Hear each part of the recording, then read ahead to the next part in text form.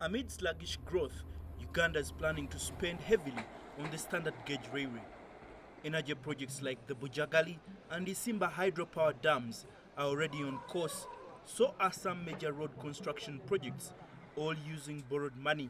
The Bank of Uganda wants the country's government to move cautiously and focus on investments that can make substantial gains. All those public investments require resources.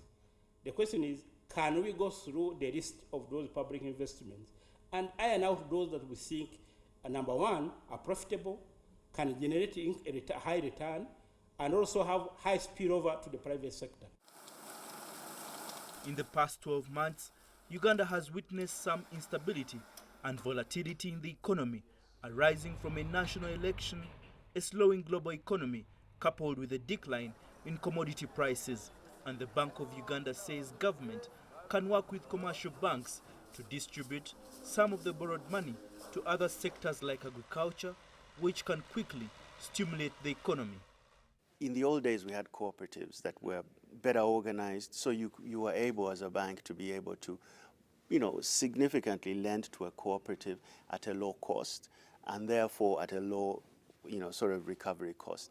A lot of that was disbanded. So where we're struggling with is that how do we get capital, at an affordable cost to those small-scale farmers? Uganda's government has already earmarked plans to invest heavily in irrigation.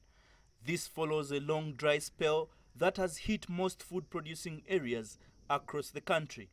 The domestic growth outlook for Uganda in 2017 remains constrained against weak business prospects and low consumer confidence. But renewed activity in the oil and gas sector is expected to support the financing ambitions of Uganda's development agenda.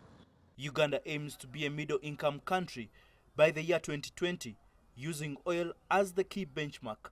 If you just look at the big projects that are coming through, pipeline, 3.5 billion, refinery, 3, upstream development of oil and gas is 9 billion. You add all of that, that's about $15–16 billion that's going to be spent in this country over the next 3 to 5 years. That money is going to trickle down to other sectors. It's not just about oil. Local economists also want the government to focus on mobilizing foreign resources rather than domestic resources. And it is hoped that this will bring down the cost of credit to the private sector. Baleke, CGTN, Kampala, Uganda.